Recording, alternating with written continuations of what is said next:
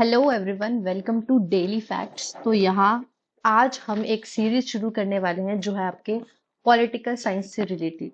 जो भी बच्चे UGC net JRF and assistant professor की आपकी तैयारी कर रहे हैं उनके लिए ये जो सीरीज है बहुत ज़्यादा इम्पोर्टेंट होने वाली है। प्लस आप अगर पॉलिटिकल साइंस के स्टूडेंट भी है, आप ग्रेजुएशन कर रहे हैं, पोस्ट ग्रेजुएशन कर रहे हैं, तो उन सबके लिए जो है ये वीडियो जो है ये सीरीज जो है वो बहुत ज़्यादा इंपॉर्टेंट होने वाली है, क्योंकि हम यहाँ पे जो है प्रीवियस पेपर जो है सॉल्व करने की कोशिश करेंगे और प्रीवियस पीवाईक्यूज को जो है एनालिसिस करने की कोशिश करेंगे। हम डिटेल में एक एक क्वेश्चन को थॉरली डिस्कस करेंगे और उनके साथ जो भी फैक्ट्स जुड़े हुए हैं उसको डीपली स्टडी करेंगे, ताकि उससे रिलेटेड अगर आपका कोई क्वेश्चन आता है तो आपके एग्जाम्स में अच्छे नंबर आए उस क्वेश्चन से रिलेटेड। ओके, तो लेट्स स्टार्ट अवर वीडियो। यहाँ हम जो है सीरीज में सबसे पहले मैं वीडियो स्टार्ट करने से पहले ये बता देती हूँ कि हम इस सीरीज को जो है पार्ट्स में डिवाइड करेंगे, बिकॉज क्वेश्चन फॉर्मेट में हम इसको सॉल्व कर रहे हैं, प्रीवियस ईयर सॉल्व कर रहे हैं, तो ये बहुत लेंदी वीडियो हो सकती है, तो इसलिए हमने इसको पार्ट्स में डिवाइड किया है। हम डेली जो है वो 25 क्वेश्चंस पीवाईक्यूज के यहाँ पे डिस्कस करेंगे डिटेल में। तो लेट्स स्टार्ट अवर वीडियो। सबसे पहला क्वेश्चन जो है हम यहाँ पे 2019 जो जून का एग्जाम था उसको जो है डिस्कस करने वाले हैं। फर्स्ट 25 क्वेश्चन जो है हम इसको उठाएंगे और इससे साथ साथ जो इससे रिलेटेड फैक्ट्स जुड़े हैं और भी जो ऑथर्स के नाम या फिर राइटर्स नाम, किसी पर्सनालिटी का नाम या बुक्स का नाम जो भी इससे जुड़ा हुआ है उसको हम अलग अलग भी डिटेल में डिस्कस करेंगे। तो लेट्स स्टार्ट अवर वीडियो। पहला क्वेश्चन जो है वो आपका जो इस पेपर में आ रखा है वो है, who authored the book silent spring. तो यहाँ पे आपके 4 ऑप्शंस दे रखे हैं, Frank Thone, B Lemond L Bariot, Rachel Carson and Roy Rappaport, जैसे भी आप इसको प्रोनाउंस करना चाहे, रॉय रैपापोर्ट। तो यहाँ पे ये 4 ऑथर्स के नाम रखे हैं। सबसे पहले तो ऑथर्स जो है वो बहुत ज्यादा इंपॉर्टेंट रोल प्ले करते हैं। आपके जितने भी आपकी बुक्स है, आपके यूनिट्स मेंशन है, उसमें जितने भी आपके यूनिट्स मेंशन किए हुए उसमें जो भी ऑथर्स है जिन्होंने कुछ बुक्स लिखी है, कुछ कंसेप्ट बनाए हैं, थ्योरीज बनाए हैं, वो आपके लिए बहुत ज्यादा इंपॉर्टेंट है। साथ ही साथ डायरेक्ट क्वेश्चन आ सकता है बुक से रिलेटेड। तो यहाँ पे पहला क्वेश्चन है कि जो साइलेंट स्प्रिंग बुक है वो किसने लिखी है। तो यहाँ पे करेक्ट आंसर है रेकल कार्सन। रेकल कार्सन जो है वो एक एनवायरमेंटल, ये जो साइलेंट स्प्रिंग है ये एक एनवायरमेंट से रिलेटेड बुक है, एनवायरमेंटल साइंस बुक है जो इन्होंने लिखी है, जिनका नाम रेकल कार्सन है। ये बुक 1962 में पब्लिश की गई थी। आपको अगर ईयर्स याद हो जाते हैं तो वेल एंड गुड, वरना ट्राई कीजिए इनको। जैसे हम यहाँ पे सॉल्व कर रहे हैं तो इसके साथ साथ आपको जो फैक्ट्स मिल रहे हैं तो आप वो थोड़ा सा ध्यान में रख सकते हैं। अलग से पढ़ने की जरूरत अगर आप रट सकते हैं तो रट लीजिए, वरना अगर आप previous year question paper solve करेंगे तो आपको डाटा इकट्ठा होता रहेगा, उसको इकट्ठा करके आप लर्न कर लीजिएगा। तो यहाँ पे एनवायरमेंट से रिलेटेड ये बुक है साइलेंट स्प्रिंग, ये 1962 में पब्लिश की गई थी। इसमें जो है वो एडवर्स इफेक्ट्स के बारे में बताया गया है जो आपके पेस्टिसाइड के इनडिस्क्रिमिनेट यूज की वजह से हो रहे हैं।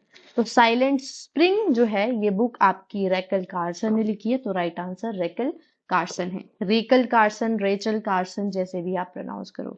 क्वेश्चन नंबर सेकंड, पंडित रामाबाई, इंडियन पॉलिटिकल थॉट, ये भी आपका एक यूनिट है, वेरी इंपॉर्टेंट यूनिट। एक 2 या 3 क्वेश्चन जो है, मतलब काफी क्वेश्चन जो है, 2 या 3 तो नहीं कहूंगी कि काफी क्वेश्चन जो है वो आपके इंडियन पॉलिटिकल थॉट से पूछे जाते हैं। तो यहाँ पे पंडित रमाबाई जो है उनका नाम भी मेंशन्ड है उसमें। तो यहाँ पे पंडित रमाबाई से रिलेटेड क्वेश्चन है कि Pandit Ramabai was accorded the title Pandita for. तो उनको जो पंडिता रमाबाई का टाइटल में जो पंडिता जो टाइटल था वो किसके लिए मिला था? सोशल रिफॉर्म के लिए, इमेंसिफिकेशन ऑफ वुमेन के लिए, इरेडिकेशन ऑफ कास्ट सिस्टम के लिए, या बीइंग अ संस्कृत स्कॉलर। तो आप सभी को पता होगा ये एक संस्कृत स्कॉलर थी, ठीक है। तो पंडित रमाबाई ये एक इंडियन सोशल रिफॉर्मर है, ये पायनियर है आपकी एजुकेशन में, और इन्होंने वुमेन की इमेंसिपेशन के लिए बहुत ज्यादा काम किया गया है। और ये पहली ऐसी वुमेन थी जिनको जो है पंडित का आपका टाइटल अकॉर्ड किया गया था, क्योंकि ये क्या थी? संस्कृत स्कॉलर थी। तो she was the first women to be accorded the title of Pandita as a Sanskrit scholar and Saraswati after being examined by the faculty of the University of Calcutta. तो इनको जो है सरस्वती भी आगे टाइटल जोड़ा गया था, याद रखना, पंडित रमाबाई सरस्वती। तो नेक्स्ट टाइम ये क्वेश्चन भी पूछा जा सकता है कि सरस्वती सरस्वती का टाइटल इनको कब मिला, जब इन्होंने faculty of the university of Calcutta को ज्वाइन किया, तो वहां पे इनको जो है सरस्वती का टाइटल मिला। नेक्स्ट क्वेश्चन कार्ल मार्क्स से related, very important political thinker, western political thinker Karl Marx. तो Karl Marx the founder of Marxism formally was the citizen of which of the following countries. यहाँ पे कोई theory, इनके क्या thoughts थे, कुछ नहीं पूछा, सिंपल सा क्वेश्चन आया हुआ है कि ये कौन सी कंट्री के सिटीजन थे। ठीक है, तो formally was a citizen of which country, Germany, France, UK या नन ऑफ द अबव। तो कार्ल मार्क्स जो है वो आपके एक जर्मन फिलोसोफर है, ये इकोनॉमिस्ट भी है, ये हिस्टोरियन भी है, ये सोशियोलॉजिस्ट भी है, ये पॉलिटिकल थ्योरिस्ट भी है, ये जर्नलिस्ट भी है और सोशलिस्ट रेवोल्यूशनरी भी है। तो यहाँ पे एक टर्म है सोशलिस्ट रेवोल्यूशनरी। तो यस, कार्ल मार्क्स जो है वो सोशलिस्ट रेवोल्यूशनरी भी जाने जाते हैं। तो यहाँ पे कार्ल मार्क्स जो है वो आपके जर्मनी के सिटीजन है। इंपॉर्टेंट क्वेश्चन, आप ऐसे ही और जो थॉट, वेस्टर्न पॉलिटिकल थॉट है, वो कौन सी कंट्री से, कौन सी कंट्री के सिटीजन है, कहाँ से बिलोंग करते हैं, उनके बर्थ कहाँ हुए हैं, ये सब आपके लिए इंपॉर्टेंट हो जाता है। Question number 4, which of the following writings were associated with Mohammad Iqbal. Important इसलिए है क्योंकि आपके सिलेबस में मोहम्मद इकबाल मेंशन्ड है, तो आप लोगों को जितनी भी राइटिंग्स है इनसे रिलेटेड तो वो पढ़नी है। तो यहाँ पे मोहम्मद इकबाल की राइटिंग्स बोला है कि कौन कौन सी राइटिंग्स इनसे एसोसिएट करती है। तो पहला है Tarana e Hind, the reconstruction of religious thoughts in India, historical role of Islam, the Bang e दरा, द बंग ए दरा। तो आप इस वीडियो को पॉज कीजिए, अपना साथ साथ आप वो भी चेक कीजिए कि आपका स्कोर कितना आ रहा है। ठीक है, ट्राई कीजिए कि आप अगर तैयारी कर चुके हैं और आप अभी पेपर में अपीयर करने वाले हैं जनवरी में जो होने वाला है, तो आप यहाँ पे अपना स्कोर चेक कर सकते हैं। और जिनके लिए ये न्यू है, जिनके लिए ये नया नया है, वो आप यहाँ से सीख सकते हैं कि सिलेबस में क्या क्या चीज मेंशन्ड है और कैसे कैसे क्वेश्चन पूछे जाते हैं। तो मोहम्मद इकबाल की यहाँ पे बुक्स लिख रखी है और लिख रखा है कि इनमें से कौन सी इनसे रिलेटेड नहीं है। तो तारानाए हिंद, ठीक है, पहले तो मोहम्मद इकबाल देख लेते हैं। ये एक मुस्लिम फिलोसफर है, पोइट है और पॉलिटिशियन है, अर्ली 20th सेंचुरी के, 20th century, early 20th century के जो है ये आपके फिलोसफर है, मुस्लिम फिलोसफर है। He is particularly known in India, Pakistan, Bangladesh and Nepal for his Urdu philosophical poetry. Iqbal became prominent since 1899 when he recited Nalai-Yatam as the annual meeting of Anjuman e Himayat e Islam, Lahore. ठीक है, तो यहाँ पे the poems he wrote up to 1905, उन्होंने कुछ poems लिख रखी है 1905 तक। तो उनमें से फेमस जो है वो है तारानाए हिंद, जिसको सारे जहां से अच्छा, पॉपुलरली नोन एज सारे जहां से अच्छा। तो बेसिकली आपको ये ध्यान रखना है, यहाँ पे इंपॉर्टेंट पॉइंट जो है वो ये है कि तारानाए हिंद को आज की डेट में सारे जहां से अच्छा जो है वो इन्होंने, मोहम्मद इकबाल ने पोइट में रिसाइट किया था। तो तारानाए हिंद इनकी है। Next, the Bange Dara is a collection of Urdu poetry written in 3 distinct phases of Iqbal's life. ठीक है, तो बंगे दरा ये भी इनकी है। और इन्होंने 2 और बुक्स लिखी है जिसमें टॉपिक है the development of metaphysics in Persian and the reconstruction of religious thoughts in Islam. तो ये जो reconstruction of religious thought in Islam ये भी इनकी बुक है। तो तारानाए हिंद, बंगे दरा और रिकंस्ट्रक्शन ऑफ रिलीजियस थॉट। और 4th बुक जो मैंने आपको बताई, काइंडली उसको भी साथ में लिख लीजिए, development of metaphysics, development of metaphysics in Persia. तो ये 4 इंपॉर्टेंट पोएम्स है जो मतलब इनके राइटिंग्स है जो इनके से रिलेटेड है। तो यहाँ पे अगर हम ऑप्शन में देखें, हिस्टोरिकल रोल ऑफ इस्लाम। तो अब हम क्योंकि डिस्कस सारा डिटेल में कर रहे हैं और मैंने जैसे यहाँ पे आपको बोल भी रखा है कि हम एक्स्ट्रा इन्फॉर्मेशन भी आपको देंगे, तो यहाँ पे हिस्टोरिकल रोल ऑफ इस्लाम। तो जो ये हिस्टोरिकल रोल ऑफ इस्लाम है ये आपके लिखी गई है एम एन रॉय। तो very important book. M N. Roy भी आपका थिंकर है जो आपके मेंशन्ड है, तो आपके लिए ये भी बहुत ज्यादा इंपॉर्टेंट हो जाता है कि ये किसने लिख रखा है। तो आपके जो हिस्टोरिकल इस्लाम है वो आपके एम.एन. रॉय ने लिख रखी है। काइंडली मेक श्योर आपको ये सब फैक्ट्स याद रहे।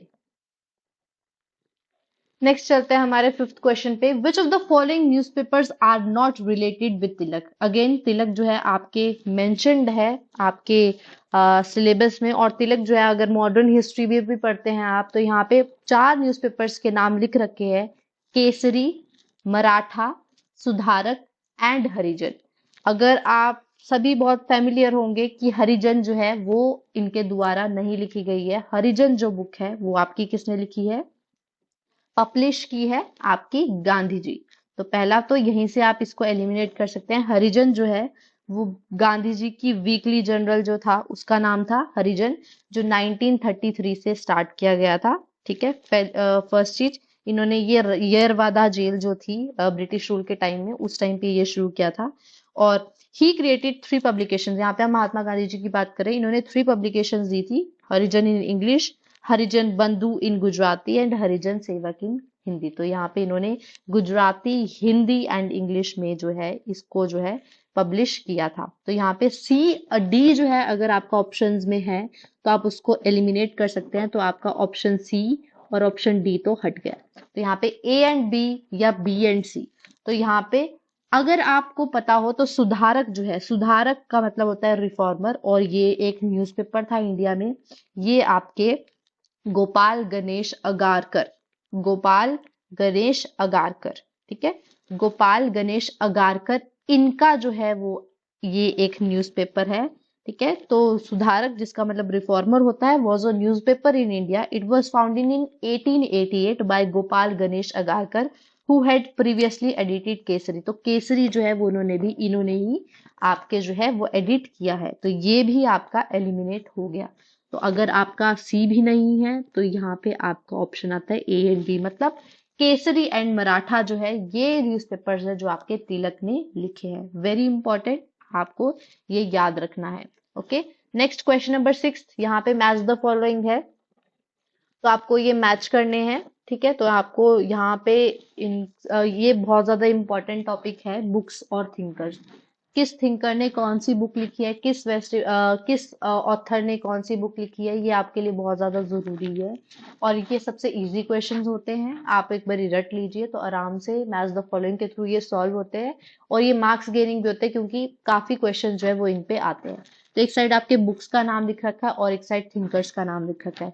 पीवीआईक्यू सॉल्व करने का मेन मोटिव जो है यहाँ पे यही है कि आपको ये थिंकर्स अलग से बुक से याद ना करनी पड़े। आप अगर ये पीवाईक्यूज रिवाइज कर रहे हैं तो आपको ये दिमाग में बैठ जाएंगे। तो पहली बुक है मार्क्स, गांधी एंड सोशलिज्म, दूसरी है गांधी एंड गांधीज्म, तीसरी है Savitri, a legend and a symbol, और फोर्थ है आपकी गीतांजलि। काइंडली पॉज कीजिए और इसको कमेंट कीजिए, कमेंट भी कीजिए, और आप अपना स्कोर भी चेक कर सकते हैं कि आपके कितना स्कोर आ रहे हैं। देखिए पॉज करके कि, और इसका आंसर आप बता सकते हैं, फिर इसको कंटिन्यू करके आप मुझे समझ सकते हैं।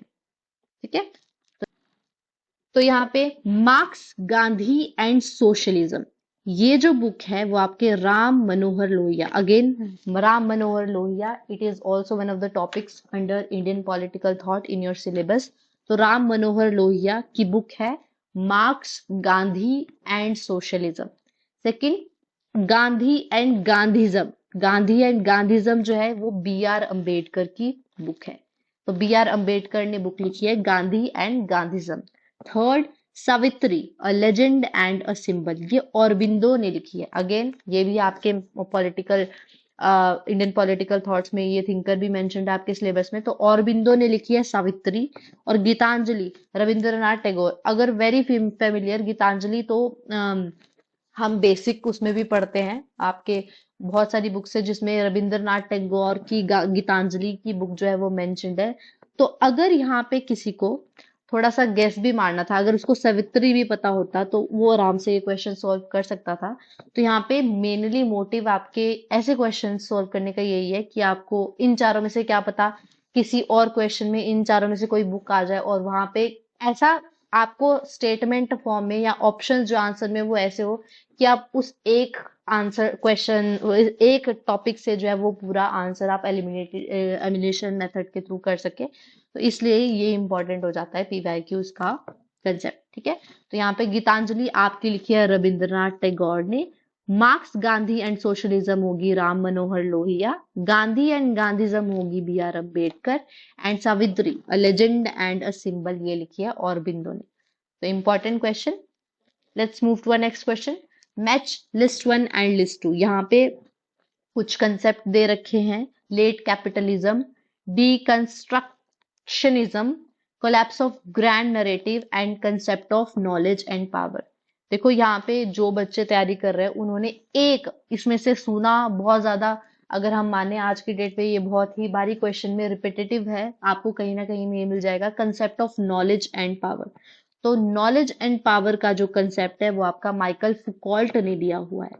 तो डी अगर वन के साथ मैच हो रहा है, तो अगर किसी को आपका स्टेटमेंट वन भी पता है, अगर आपको सेवेंथ क्वेश्चन में अगर किसी को डी का ऑप्शन पता था तो वो आराम से ये क्वेश्चन सॉल्व कर पाया होगा।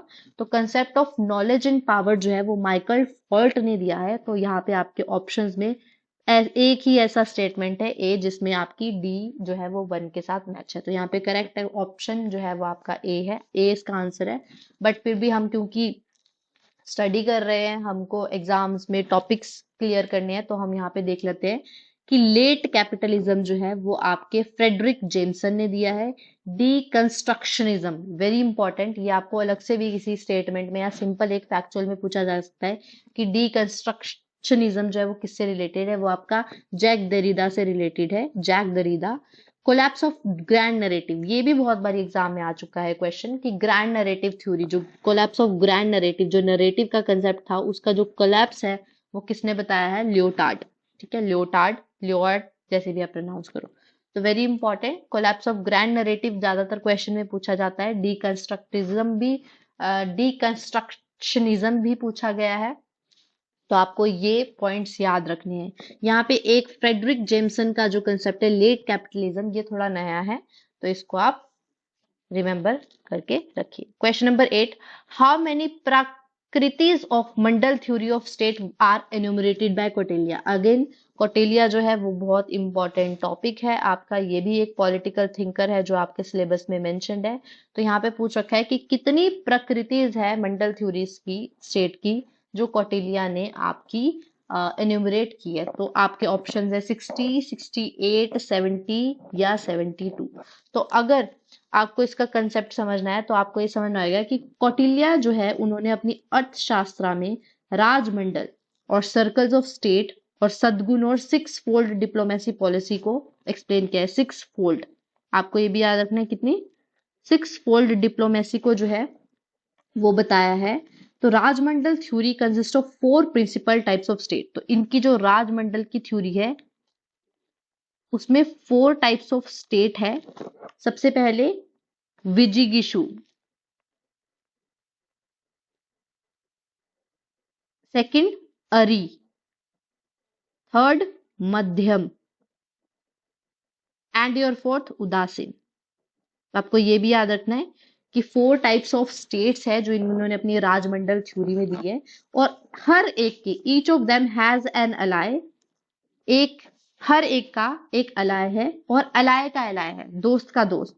ठीक है, दस making 12 Kings and 60 type of combination. ठीक है, तो यहाँ पे अगर अलाय है और अलाय का अलाय है तो वहां पे जो कॉम्बिनेशन बन रहा है वो 12 किंग्स का और 60 टाइप ऑफ कॉम्बिनेशंस बन रहे हैं, जिसमें हम बोलेंगे मटेरियल कॉन्स्टिट्यूएंट, जैसे enemy, enemy's enemy, mitra's enemy, enemy's मित्र बोलते ना, दोस्त का दुश्मन दुश्मन, दोस्त का दोस्त दोस्त। तो वैसे वो वाला कंसेप्ट है यहाँ पे, इनके ही थ्रू वो पॉपुलराइज हुआ है। तो यहाँ पे अगर हम इन सबको कंबाइन करें तो देखने को मिलता है कि राजमंडल थ्योरी के इन्होंने 72 प्राकृत और एलिमेंट्स भी कह सकते हैं तो वो दिए हैं। तो वेरी इंपॉर्टेंट, ये आपको ध्यान रखना है कि मंडल थ्योरी जो है वो कौटिल्य की, उसमें जो है कितने प्राकृत्स और कितने एलिमेंट्स जो है वो मेंशन है, total 72।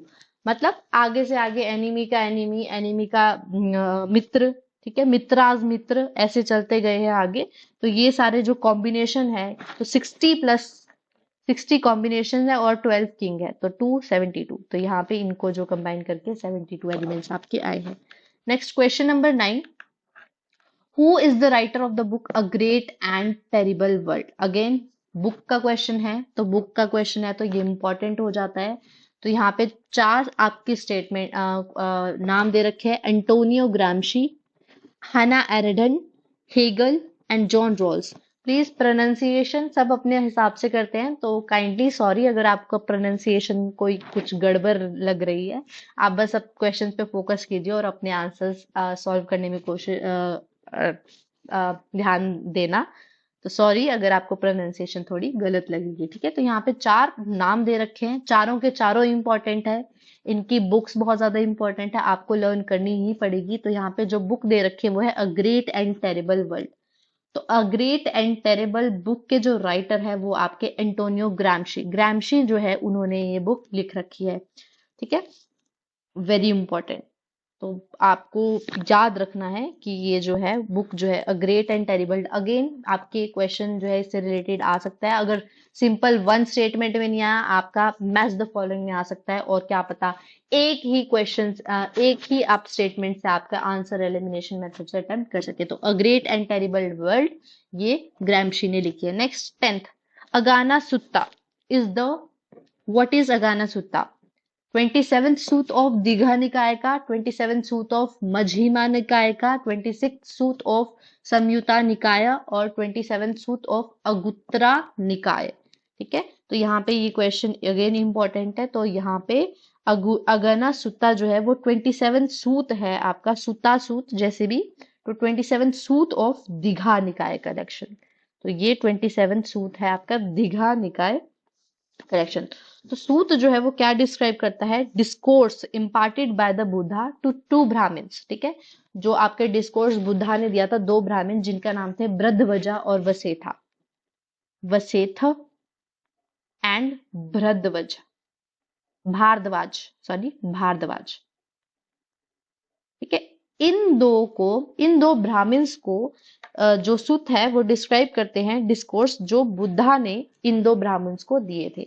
Who left their family and caste to become monks, जो जिन्होंने बुद्धा की तरह ही अपनी फैमिली छोड़ने का निर्णय लिया, और उन 2 ब्राह्मण्स भारद्वाज और वशेठ, वशिष्ठ जैसे भी आप प्रोनाउंस करो, वसेथा, इन दोनों को जो है ये जो एक्सप्लेन किया गया डिस्कोर्स था वो था सूत। ये the two Brahmins are insulted and maligned by their own caste for their intention to become members of the संघ। तो संघ के मेंबर्स बनने के लिए इन 2 ब्राह्मण्स को इंसल्ट किया गया था अपनी ही कास्ट के मेंबर्स के द्वारा। The Buddha explain that caste and lineage can not be compare to the achievement of morality practice.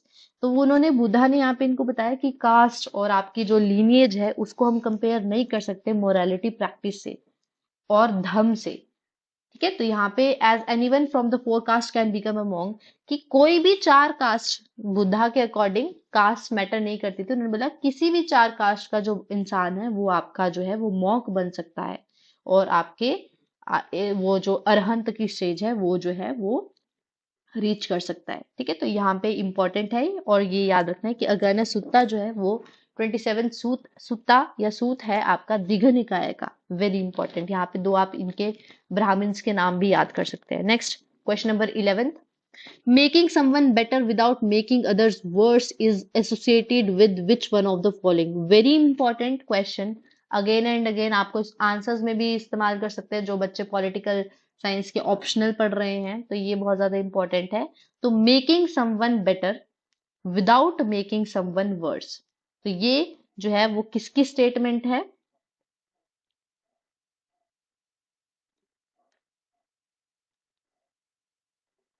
Pareto's principle of optimality, Nozick's principle of entitlement, Foucault's principle of power, Royal's principle of distributive justice। सी यहाँ से आप principles का question भी समझ सकते हैं कि optimality का प्रिंसिपल किसने दिया था, परेटो ने। एंटाइटलमेंट का प्रिंसिपल किसने दिया था, एंटाइटलमेंट थ्योरी जो थी वो नॉजिक ने दी थी। प्रिंसिपल ऑफ पावर दिया था फौकल्ट ने और डिस्ट्रीब्यूटिव जस्टिस का प्रिंसिपल दिया था रॉल ने। एक क्वेश्चन तो आपका यहीं से बन गया। दूसरा यहाँ पे बोल रखा है कि ये statement making someone better without making others worse, किसी को बेटर बनाना बिना किसी को वर्स किए बिना, ये स्टेटमेंट किसने दी है? तो ये परीटो। तो परीटोस का जो प्रिंसिपल ऑफ ऑप्टिमैलिटी है, इसमें ये स्टेटमेंट इन्होंने दे रखी है कि इसका प्रिंसिपल है कि making someone better without making other worse. ये स्टेटमेंट आपको क्वेश्चन में आ सकती है, ठीक है। तो वेरी इंपॉर्टेंट, ये इनका ऑप्टीमेटैलिटी, मल्टी क्राइटेरिया ऑप्टिमाइजेशन और मल्टी ऑब्जेक्टिव ऑप्टिमाइजेशन, ये एक वे है ऑफ सॉल्विंग और मैथमेटिकल और इकोनॉमिक प्रॉब्लम, जहां पे डिफरेंट पैरामीटर्स चाहिए होते हैं चेंज करने के best possible solution to the problem. अलग अलग पैरामीटर्स यूज किए जाते हैं बेस्ट पॉसिबल सॉल्यूशन ढूंढने के लिए, तो वो मल्टी क्राइटेरिया ऑप्टिमाइजेशन की जो है वो एक वे है। तो ये जो है, इसका जो रिजल्ट आता है वो आता है यही, making someone better without making other worse. तो इसका जो रिजल्ट है वो है परीटो एफिशिएंसी, ठीक है। तो ये इंपॉर्टेंट है, ये इसको परीटो एफिशिएंसी भी कहा जाता है इकोनॉमिक्स में, ठीक है। तो वेरी इंपॉर्टेंट, ये आपको याद रखना है। तो ऑप्टिमेलिटी, जो प्रिंसिपल ऑफ ऑप्टिमेलिटी है वो परीटो ने दिया है, और उन्होंने यहाँ पे बोला है कि इससे जो है इस एसोसिएटेड ये लाइन है कि making someone better without making other worse. Very important. Next question number 12, who said that art, religion and philosophy differ only in form, their purpose is the same? तो किसने बोला है कि आर्ट, रिलीजन और philosophy ये सिर्फ form में अलग है लेकिन इनका जो पर्पस है वो सेम है? जॉर्ज लुक्स, सार्ट्रे, हीगल या एरिक ऑलिन राइट? तो इनमें से करेक्ट स्टेटमेंट है आपकी हेगल। तो हेगल जो है वो आप हिस्टोरिकल अप्रोच के लिए भी जाने जाते हैं, ठीक है। हेगल नॉर्मेटिव अप्रोच के लिए भी जाने जाते हैं। इन्होंने आपके कुछ कुछ केसेस में हिस्टोरिकल अप्रोच भी अपनाई है। तो जो हेगल की फिलोसफी है is the most complete of the history of philosophy. As a true architect, Hegel has built a cathedral, a complete system totalling all knowledge of his time, art, religion, philosophy, history, ठीक है। तो यहाँ पे जो है ये जो statement है ये that art, religion and philosophy differ only in form, इन सबका पर्पस जो है वो सेम है, वो आपके हेगल ने दिया है। Okay, in saying that beauty is an idea, we want to say is that beauty and truth are one and the same thing। ये भी इसके साथ साथ आप एक और स्टेटमेंट लिख लीजिए या लर्न कर लीजिए कि in saying that beauty is an idea, जैसे इन्होंने बोला कि इन सबका फॉर्म अलग अलग है पर इनका पर्पस सेम है, वैसे ही इन्होंने एक और स्टेटमेंट दी है कि beauty is an idea, we want to say is that beauty and truth are one and the same thing. Beauty और ट्रूथ जो है वो दोनों सेम थिंग है, वन एक ही है और सेम थिंग है, और there is no philosophical opinion, ठीक है। तो हेगल ने जो है ये स्टेटमेंट आपकी दे रखी है, the art, religion and philosophy. Next, which one among the following is not related to neo Marxism? अब यहाँ पे आपका टॉपिक है मार्क्सिज्म, उसके अंडर ही नियो मार्क्सिज्म आ जाता है। तो यहाँ पे 4 नाम दे रखे हैं आपके थिंकर्स के, इनमें से आपको रिलेट करना है कि कौन सा थिंकर जो है वो नियो मार्क्सिज्म से रिलेटेड है, नहीं है, ठीक है। तो अगर एक आपने पता कर लिया तो आपको एक और क्वेश्चन बन गया कि नियो मार्क्सिज्म से कौन कौन से थिंकर्स रिलेटेड है। अब क्वेश्चन जो ऐसे भी आ सकता है कि कौन कौन से थिंकर्स नियो मार्क्सिज्म से रिलेटेड है। तो रोजा लम्जम, Jurgen Habermas, Erich Fromm, Herbert Marcuse और रोजा लग्जमबर्ग, सॉरी, रोजा लग्जमबर्ग। तो यहाँ पे अगर हम देखें तो रोजा लग्जमबर्ग जो है वो आपके नियो मार्क्सिज्म से रिलेटेड नहीं है, वो आपके मार्क्सिज्म से रिलेटेड है, ठीक है। नियो मार्क्सिज्म जो है वो आपकी मार्क्सिज्म से बहुत ज्यादा अलग है, हम किसी और वीडियो में इसको डिटेल में डिस्कस करेंगे। बट यहाँ पे जो रोजा लग्जमबर्ग थे वो एक पॉलिश बॉर्न जर्मन रेवोल्यूशनरी थे एंड एजिटेटर थे, जिन्होंने रोल प्ले किया था founding of the polish school democratic party. जो पॉलिश सोशल डेमोक्रेटिक पार्टी थी उनको इन्होंने फाउंड किया था, ठीक है। तो ये एक as a political theoretician Luxemburg developed a humanitarian theory of Marxism. तो मार्क्सिज्म की जो ह्यूमैनिटेरियन थ्योरी है वो रोजा लग्जमबर्ग ने दी है, तो ये एक न्यू मार्क्सिस्ट नहीं है, ठीक है। वेरी इंपॉर्टेंट, याद रखना, अगर ये न्यू मार्क्सिस्ट नहीं है तो इसका मतलब हेबरमास, एरिक फ्रॉम, और आपके हर्बर्ट मार्क्यूजे, ये तीनों के तीनों जो है वो आपके नियो मार्क्सिस्ट है। आपके लिए एक और इम्पोर्टेंट पॉइंट हो गया कि हेबरमास फ्रॉम मार्क्यूजे, ये तीनों के तीनों क्या है, नियो मार्क्सिज्म से रिलेटेड है। वेरी इंपॉर्टेंट, सॉरी इरेज कर देती हूँ। Next question, question number 14, integrated humanism means human life is not isolated, harmony among individual, society and nation, the essential unity of the man and state is superior than man। तो यहाँ पे question है आपका integrated humanism से related. तो यहाँ पे integrated humanism जो है वो आपके सेट ऑफ कंसेप्ट्स है जो दीन दयाल उपाध्याय है। वेरी इंपॉर्टेंट, आप अगर यहाँ पे इसको डिटेल में डिस्कस करना अगर मैं कर रही हूँ तो मैं आपको यहाँ पे ये पॉइंट भी लिखा देती हूँ कि इंटीग्रेटेड ह्यूमैनिज्म जो है वो एक टर्म है। इंटीग्रेटेड ह्यूमैनिज्म जो है वो सेट ऑफ कंसेप्ट्स है जो आपके दीनदयाल उपाध्याय ने आपके डेवलप किए थे। तो आप इसको भी लिख सकते हैं, ड्राफ्ट किए थे दीनदयाल उपाध्याय, इनसे रिलेटेड है आपका इंटीग्रल ह्यूमैनिज्म। ठीक है, एज अ पॉलिटिकल प्रोग्राम इन्होंने इसको ड्राफ्ट किया था एज अ पॉलिटिकल प्रोग्राम, और इसको जो है वो डॉक्ट्राइन जो है, जनसंघ की डॉक्ट्राइन जो है वो भी माना जाता है। तो एक बार ये क्वेश्चन भी अगर दीनदयाल उपाध्याय का हम क्वेश्चन देखें तो अगर आप यहीं से थोड़ा ध्यान लगा के देखें, अगर मैंने बताया यहाँ पे कि जो है इन्होंने ये ऑफिशियल डॉक्ट्राइन बना दी थी जनसंघ की, तो इसका मतलब ये भारतीय जनसंघ के लीडर थे। भारतीय जनसंघ, फाउंडर्स भी कहा जा सकता है, वन ऑफ द फाउंडर्स भारतीय जनसंघ। भारतीय जनसंघ से रिलेटेड है आपके लीडर दीनदयाल उपाध्याय। मैं ये कह रही हूँ क्योंकि इस बार जो एचपी सेट का पेपर आया है उसमें क्वेश्चन आ रखे थे, एक साइड पॉलिटिकल पार्टीज दे रखी थी और एक साइड लीडर्स उनसे एफिलेटेड जो है वो दे रखे थे, तो वहां पे क्वेश्चन आ रखा था, वहां पे दीनदयाल उपाध्याय भी मेंशन था जो आपका भारतीय जनसंघ से रिलेटेड है। तो ये इंटीग्रल ह्यूमैनिज्म जो है वो ये सेट ऑफ कंसेप्ट्स है जो दीनदयाल उपाध्याय ने ड्राफ्ट किए थे political programme, as a political programme, और इसको जो है वो अपनाया भी गया था ऑफिशियल डॉक्ट्राइन ऑफ जनसंघ। तो यहाँ पे इंटीग्रेटेड ह्यूमैनिज्म का पूछ रखा है। तो यहाँ पे human life is not isolated, तो यस ये बिल्कुल सही है कि ह्यूमन लाइफ जो है वो आइसोलेटेड नहीं है, इसमें इन्होंने ये कहा है। Harmony among individual, society and nation, yes ये भी सही है। Third, essential unity of man, ये भी सही है। State is superior than nation, no nation is superior than state, state जो है वो आपका नेशन से सुपीरियर नहीं है। तो यहाँ पे ए बी सी, तो डी इज नॉट करेक्ट, तो यहाँ पे आपकी स्टेटमेंट एक करेक्ट होगी। और मैं यही आपसे इससे रिलेटेड फैक्ट बता दूं एक इंटीग्रेटेड ह्यूमैनिज्म वाले कंसेप्ट से, दीनदयाल उपाध्याय कि दीनदयाल उपाध्याय जो थे उन्होंने गांधीयन के प्रिंसिपल्स बोरो किए थे, जैसे आपके progress of all, Sarvodaya, domestic स्वदेशी, विलेज सेल्फ रूल, ग्राम स्वराज्य।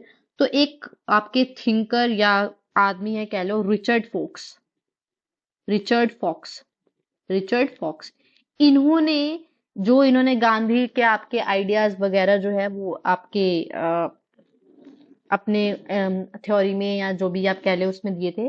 तो उन्होंने इसके लिए वर्ड यूज किया है आइडियोलॉजिकल हाईजैकिंग, आइडियोलॉजिकल हाईजैकिंग। तो ये भी इंपॉर्टेंट एक पॉइंट आ जाता है। एज अ नॉलेज पेपर में तो पता नहीं आएगा, बट मैं यहाँ पे आपको बता देती कि दीनदयाल को जो है रिचर्ड फॉक्स ने जो है वो आइडियोलॉजिकल हाईजैकिंग का टर्म यूज की थी। ठीक है, तो उनके जो इन्होंने ये आपके स्टेटमेंट्स या आपके थ्योरिकल कंसेप्ट्स जो दिए है उनसे रिलेटेड उन्होंने इनको जो है आइडियोलॉजिकल हाईजैकिंग कहा था। तो very important. Next question number 15, feminists argue that women's value are based primarily on, तो फेमिनिस्ट जो है वो आर्ग्यू करते हैं कि वुमेन की जो वैल्यूज है वो किस पे बेस्ड होती है। तो feminism is one of your ideologies mention in your syllabus. तो फेमिनिज्म आइडियोलॉजी है आपके एग्जाम में यूनिट्स में सिलेबस में, तो इंपॉर्टेंट हो जाती है। तो यहाँ पे बोल रखा है कि फेमिनिस्ट जो है वो आर्ग्यू करते हैं कि women's values are based primarily on, कि वुमेन्स की जो वैल्यूज है वो किस पे बेस्ड होती है, रिलीजियस लॉज पे, प्रिस्क्राइब्ड सोशल रूल्स पे, biology and prescribed social rules पे, या फिर बायोलॉजी पे। Very important point. तो यहाँ पे आप फेमिनिस्ट जो है उसका कंसेप्ट आप लोगों को क्लियर करना बहुत जरूरी है। फेमिनिस्ट जो आर्ग्यू करते हैं कि वुमेन्स वैल्यूज जो होती है वो बेस्ड होती है primarily on prescribed social role, उनको क्या सोशल रोल से प्रिस्क्राइब किया जाता है कि वुमेन्स की जो वैल्यूज है वो आर्ग्यू करती है कि वुमेन्स की वैल्यू जो है, सॉरी फेमिनिस्ट आर्ग्यू करते हैं कि वुमेन जो वैल्यू है वो उनके सोशल रोल्स की वजह से प्राइमरीली जो है वो बेस होती है। Feminism in characteristics primarily by its political stance, the attempt to advance the social role of women. So feminism का मतलब ये नहीं है कि हम जो है आदमी से ऊपर होना चाहते हैं, उनका मतलब और उनका जो फेमिनिज्म का मतलब ये है कि हम जो है इक्वल आदमियों के जैसे होना चाहते हैं। वी वांट टू बैलेंस, हम जो है आदमियों के बराबर आना चाहते हैं, हम आदमियों से आगे नहीं निकलना चाहते। आज की डेट में फेमिनिज्म का गलत इस्तेमाल किया जा रहा है, बट यस, फेमिनिज्म जो है वो बोलते हैं कि उनका जो वुमेन की वैल्यू जो है वो प्राइमरीली जो है वो उनके सोशल रोल्स पे देखी जाती है। ठीक है, बेस्ड ऑन जेंडर, सेक्स पे नहीं, जेंडर पे जो है वो सोशल जो है उनके रोल्स डिसाइड किए जाते हैं। तो यहाँ पे यही दे रखा है। तो फेमिनिस्ट जो है वो हाईलाइट करते हैं what they see as a political relationship between the sexes, the supremacy of men and the subjection of women in most if not all societies. ठीक है, तो यहाँ पे ये पॉइंट बहुत ज्यादा इंपॉर्टेंट है। तो आपको ये ध्यान रखना है कि जो फेमिनिज्म है वो सिर्फ बायोलॉजी से उनका कोई वैल्यूज की अटैचमेंट नहीं है। ठीक है, उनका बायोलॉजी प्रिस्क्राइब्ड सोशल रोल्स। तो यहाँ पे आप देखो कितना घुमाए हुए हैं क्वेश्चन, एक तो biology and prescribed social roles भी दे रखा है, प्रिस्क्राइब्ड सोशल रोल। तो यहाँ पे प्राइमरली दो रखा है क्वेश्चन, तो प्राइमरली जो है सबसे पहले जो है वो सोशल रोल से इनका मतलब है। Next question number 16, which one of the following is not a correct match. तो यहाँ पे आपको ऑप्शंस दे रखे हैं और वो रखा है इनमें से कौन सा करेक्टली मैच है। तो यहाँ से आपके अगर आप ध्यान से पीवाईक्यूज देख रहे हैं, मेरे ये पढ़ रहे हैं, तो आपको यहाँ से और भी चीज देखने को मिलेगी कि कौन से मैच सही है। ठीक है, तो यहाँ पे फेबियनिज्म, गिल्ड सोशलिज्म, सिंडिकलिज्म और डेमोक्रेटिक सोशलिज्म, तो इनको मैच करना है आपका। ये फॉर्म ऑफ सोशलिज्म है, अलग अलग टाइप्स की जो आपकी डेवलप हुई है सोशलिज्म की, तो वो फॉर्म्स है। तो 16th क्वेश्चन जो है उसमें बोल रखा है कि कौन सा करेक्टली मैच्ड नहीं है। तो यहाँ पे फेबिनिज्म पीसफुल चेंज, यस, फेबिनिज्म का मतलब पीसफुल चेंज करना होता है। गिल्ड सोशलिज्म का मतलब प्रोफेशनल रिप्रेजेंटेशन, यस। सिंडिकलिज्म का मतलब ट्रेड यूनियनिज्म, और डेमोक्रेटिक सोशलिज्म का मतलब रेडिकल चेंज नहीं होता। डेमोक्रेटिक सोशलिज्म जो है वो मैच्ड सही नहीं है, तो इसका करेक्ट आंसर है आपका option D. Democratic socialism is a term used to refer to a socialist political philosophy which advocates political democracy alongside a socialist owned economy, which an emphasis on workers' self management and democratic control of economic institutions. Okay, तो यहाँ पे democratic socialist argue ये करते हैं कि capitalism जो है वो इनकम्पेटेबल है, वो फ्रीडम इक्वालिटी और सारी चीजें नहीं दे पाए। ठीक है, तो यहाँ पे ये वाला पॉइंट जो है वो आपका गलत मैच्ड है। ओके, तो डेमोक्रेटिक सोशलिज्म रेडिकल चेंज से एफिलिएटेड नहीं है। वैसे भी आपको पता है डेमोक्रेटिक सोशलिज्म जो है वो रेडिकल चेंज नहीं ही हो सकता। ओके, तो फेमिनिज्म पीसफुल चेंज को प्रमोट करना चाहते हैं। गिल्ड सोशलिज्म बोलते हैं कि प्रोफेशनल रिप्रेजेंटेशन। सिंडिकलिज्म बोलते हैं कि ट्रेड यूनियन की पार्टिजन होनी चाहिए। Question number 17, dialectic method was used for the first time in the writing of which of the following thinkers. Socrates, Plato, Hegel और मार्क्स। ये क्वेश्चन बहुत बारी रिपीट हो चुका है, अगेन एंड अगेन ये क्वेश्चन आता है एग्जाम में और बहुत बार ये आ रखा है। तो डायलेक्टिकल मेथड जो है वो पहली बारी प्लेटो ने यूज किया था अपनी राइटिंग्स में। ठीक है, Socrates engaged his learners by asking question, now known as Socrates और dialectic methods. सोक्रेट्स ने ये स्टार्ट किया था, बट पहली बारी उनका जो स्टूडेंट थे आपके Plato, who was the student of Socrates and the teacher of Aristotle, wrote down the dialogues which has inspired thinkers. ठीक है, तो Plato called this process the dialectic. तो ये याद रखना है, प्लेटो ने इस प्रोसेस को जो आपका लर्न करना, क्वेश्चन आस्किंग क्वेश्चन आस्क कर करके आपका जो है वो लर्नर्स को एंगेज करना, उस मेथड को जो है उस प्रोसेस को डायलैक्टिक का है। तो फर्स्ट टाइम जो ये आपका मेथड है, प्रोसेस है, वो आपके प्लेटो ने यूज किया है। Very important. ठीक है, question number 17, Plato. Dialectic method was first use for the first time in the writings. किसकी राइटिंग्स में पहली बार यूज है, वो है Plato. Next question number 18, The immigrating ethnic culture groups which never get opportunity to become citizen under multiculturalism are called. Immigrating ethnic cultural groups जो जिनको कभी भी अपॉर्चुनिटी नहीं मिलती कि वो सिटीजन बन सके मल्टीकल्चरलिज्म के अंडर, उनको क्या कहा जाता है? Metics, national minorities, immigrant groups या isolationist ethno religious groups.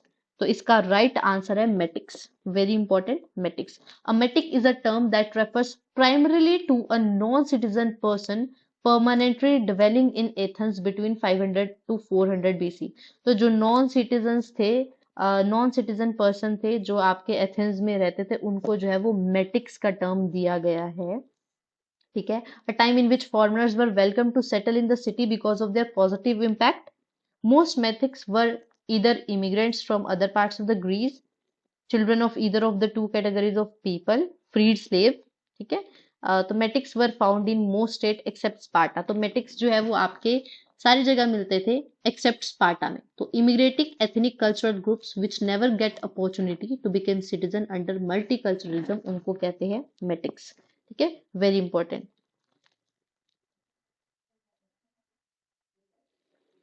Next question, question number 19. Who said that political work is the lifeblood of all economic work? Very important statement, ये बहुत बारी एग्जाम में आ चुकी है। तो किन्होंने ये बोल रखा है?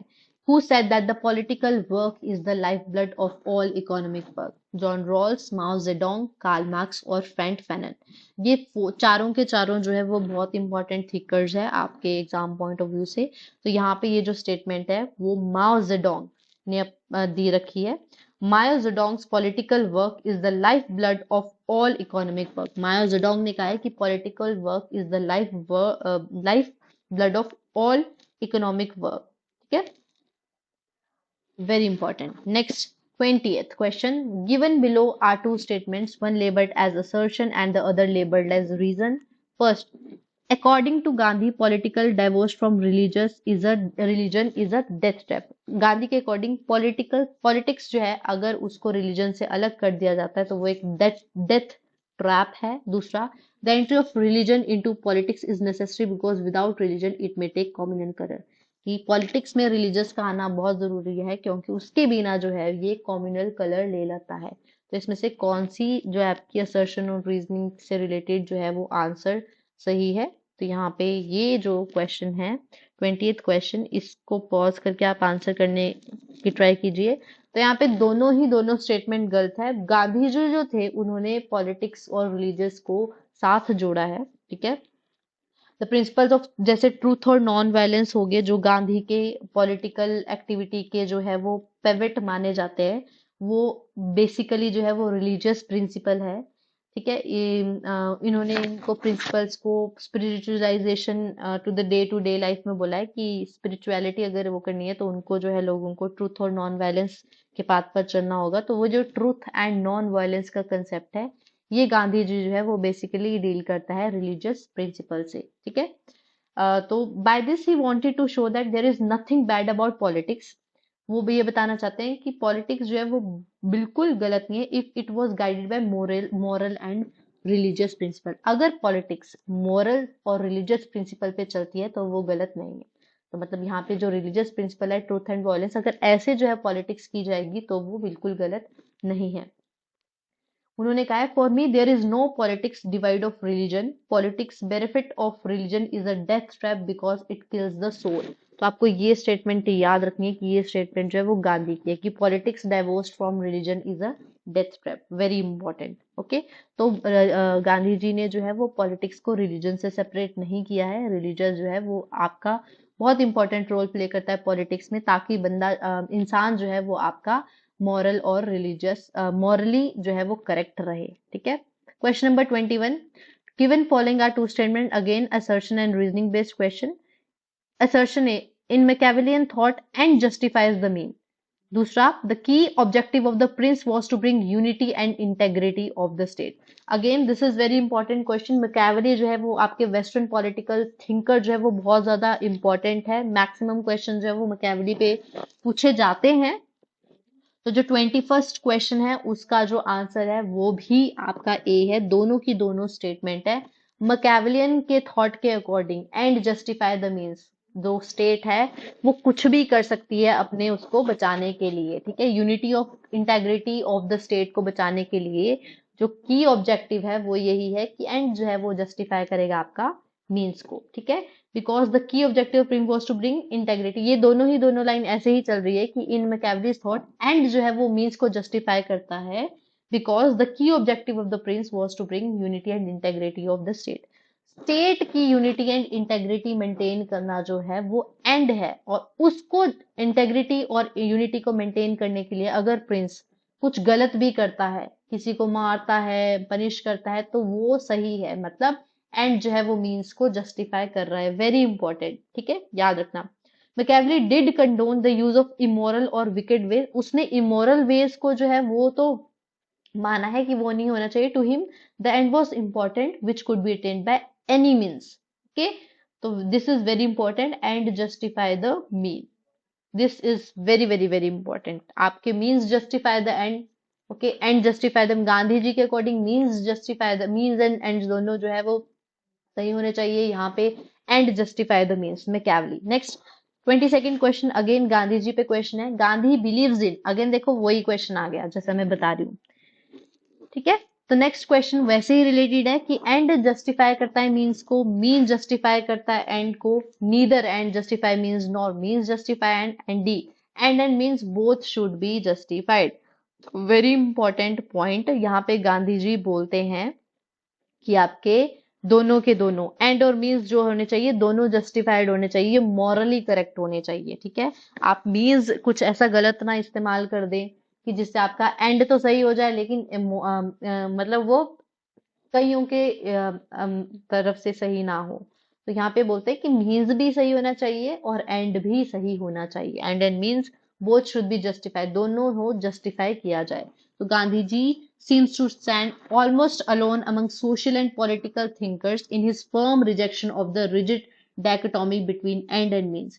ये एक ऐसे थिंकर थे जिन्होंने जो डायकोटॉमी है, and justify means, means justify and, इनको जो है वो इसके रिजेक्ट किया और इन्होंने बोला कि एंड जो है end means moral means to extend that they sorry, यहाँ पे आप लोगों के लिए इम्पोर्टेंट यही है, मैं इसको फर्दर एक्सटेंड नहीं करना चाहूंगी यहाँ पे क्योंकि ये वीडियो बहुत लॉन्ग हो रही है। तो यहाँ पे आपके लिए सिर्फ ये कि एंड और means both should be justified Gandhi के अकॉर्डिंग, और मैकियावेली जो हम ऊपर पढ़ चुके हैं, means end justify the means, ठीक है। Next question 23rd question, who stated that placing restrictions on freedom of expression of human being is like robbing of the present and the future races. किसने कहा था कि अगर हम freedom of expression of human being को restrict कर दे तो वो ऐसी होगी कि रॉब करना of the present and future races, ठीक है।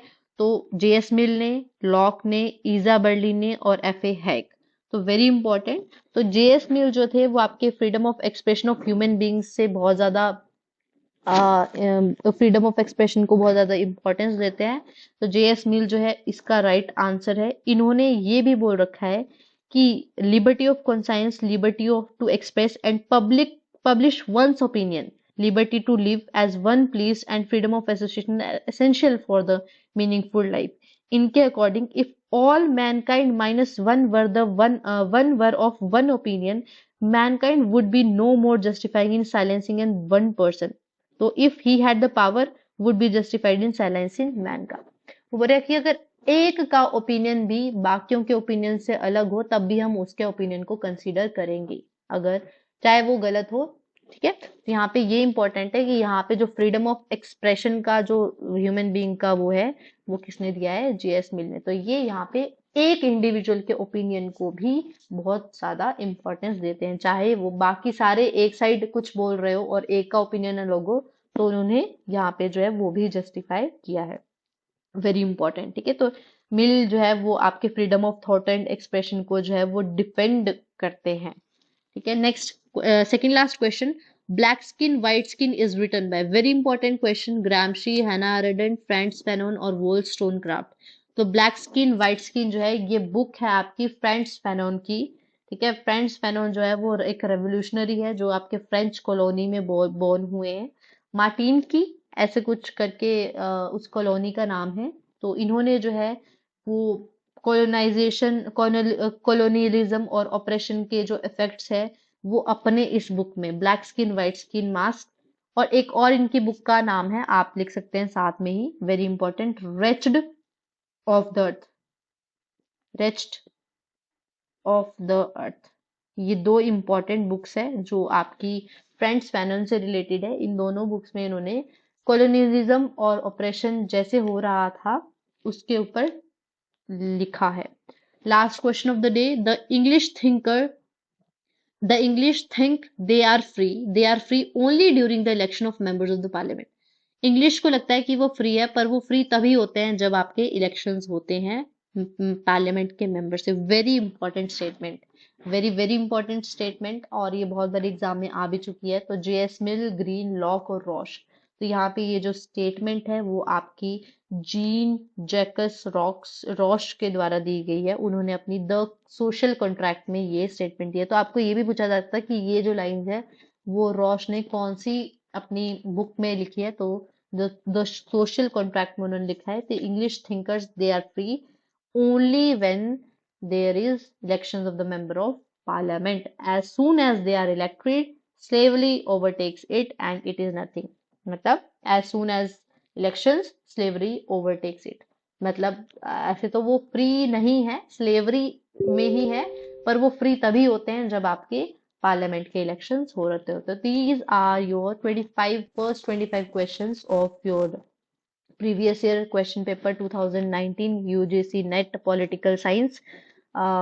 तो आई होप आपको यहाँ से बहुत सारे न्यू पॉइंट्स भी मिले होंगे और थोड़ा सा तरीका भी पता चला होगा कि पीवाईक्यूज क्यों इम्पोर्टेंट रोल प्ले करते हैं, आपको एडिशनल इंफॉर्मेशन मिलती है। तो काइंडली आप हमारे चैनल को लाइक कीजिए, सब्सक्राइब कीजिए और ज़्यादा से ज़्यादा शेयर कीजिए, ताकि कि एडिशनल इंफॉर्मेशन और फैक्ट्स जो है आप लोगों के जो काम आएंगे एग्जाम में, उससे आप पेपर को क्लियर सके। Thank you for watching this video.